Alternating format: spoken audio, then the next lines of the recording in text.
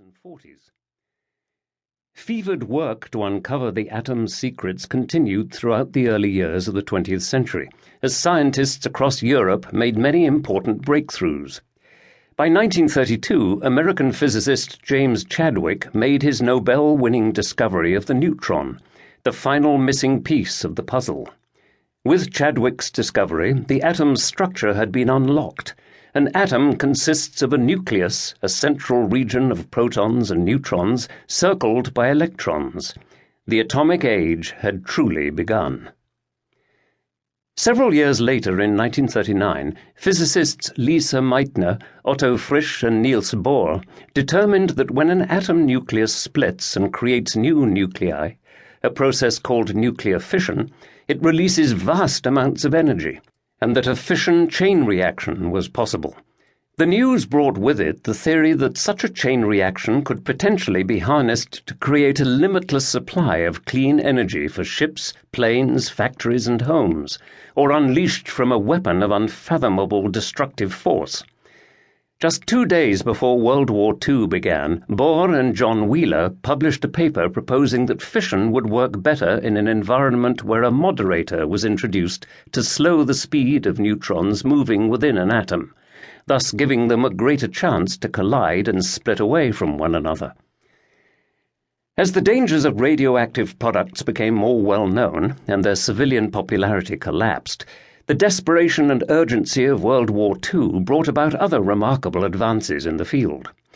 Britain was initially the country most devoted to unlocking the secrets of a fission weapon. Germany had a nuclear program, but it focused on power reactor development. After the Japanese attack on Pearl Harbor on December 7, 1941, America, which had previously concentrated on nuclear naval propulsion, began its own serious fission research, applying vast resources to the development of an atomic bomb. Within a year, the world's first nuclear reactor, Chicago Pile 1, was built at the University of Chicago as part of America's Manhattan Project, supervised by Nobel laureate for physics Enrico Fermi.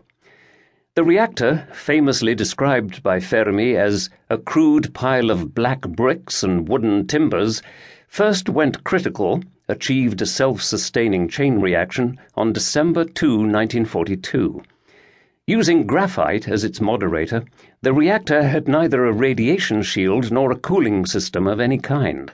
It was a massive and reckless risk by Fermi, who had to convince his colleagues that his calculations were accurate enough to rule out an explosion. Joseph Stalin learned that the United States, Britain, and Germany were all pursuing fission after a physicist named Georgy Flerov, returning from the front lines, noticed all research on nuclear physics had disappeared from the newly published international science journals. The young man, who now has an artificial chemical element named after him, flerovium, realized the articles had become classified and wrote a letter to Stalin in which he stressed the significance of their absence. Build the uranium bomb without delay. The dictator took notice and devoted more resources towards the potential of fission energy. He instructed prominent Russian scientist Igor Kurchatov to focus on coordinating espionage information on the Manhattan Project and to begin surreptitious research into what would be necessary for the Soviets to build a bomb. To do this in absolute secrecy, Kurchatov established a new laboratory hidden away in Moscow's wooded outskirts.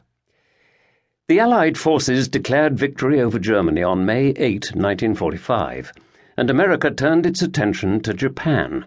Meanwhile, Kurchatov had made rapid progress but was still behind the Americans, who, under Robert Oppenheimer, successfully tested the first atomic device at 05-29-21 on July 16, 1945, near Alamogordo, New Mexico. As this was the first time a weapon of such devastating potential had been tested and the consequences were unproven, Fermi offered to take wagers from the physicists and military personnel present as to whether the bomb would ignite the atmosphere, and, if it did, would it only destroy the state or the entire planet. Codenamed Trinity, the blast dug a crater 1,200 feet in diameter and produced temperatures of tens of millions of degrees Fahrenheit. Frightened by what he had witnessed, physicist George Kisty